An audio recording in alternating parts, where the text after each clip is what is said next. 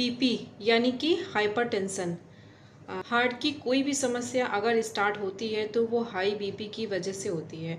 अगर हम हाइपरटेंशन के पेशेंट हैं तो इन फ्यूचर हमें हार्ट डिजीज़ होने के चांसेस काफ़ी हद तक बढ़ जाते हैं। हाई बीपी में हमारे हार्ट की जो आर्टरीज होती हैं उनकी वॉल पर हमारे रक्त का प्रेशर यानी कि दबाव ज़्यादा होता है, जिसकी वजह से हमारे हार्ट को पंप करने में अधिक मेहनत करने की ज़रूरत होती है और इस कंडीशन में हमारा बीपी बढ़ जाता है।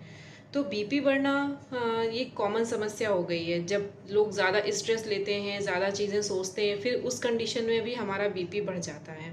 तो अगर आप बीपी के पेशेंट हैं, आप अपनी डाइट में ऐसी कौन सी चीज़ें अवॉइड करिए जिसकी वजह से आपको हाई बीपी में हेल्प मिल सके। जैसे कि सभी जानते हैं कि हम अगर बीपी के पेशेंट हैं तो हमें अपने खाने में नमक कम लेना चाहिए।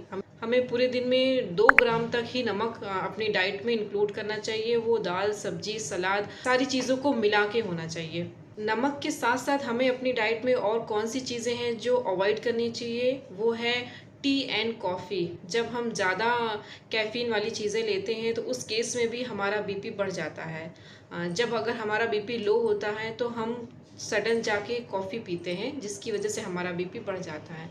तो आप सोचिए, अगर आपको हाई बीपी है, उस केस में आप चाय कॉफ़ी ज़्यादा ले रहे हैं तो आपका बीपी और ज़्यादा बढ़ जाएगा।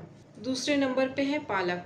पालक में भी काफ़ी अच्छी क्वांटिटी में हमें सोडियम मिलता है और जितने भी सोडियम रिच फूड होते हैं हमें वो हाई बीपी में अवॉइड करने होते हैं। तो हमें पालक को अपनी डाइट से अवॉइड करना चाहिए। जितने भी प्रोसेस्ड फूड होते हैं, जितने भी बेकरी के आइटम होते हैं, हमें वो भी अपनी डाइट में इंक्लूड नहीं करना चाहिए। इसमें भी हमें काफ़ी ज़्यादा मात्रा में सोडियम है, सॉल्ट है या फिर शुगर है, ये सारी चीज़ें एडेड होती हैं जो हमारे बीपी को काफ़ी बढ़ाती हैं।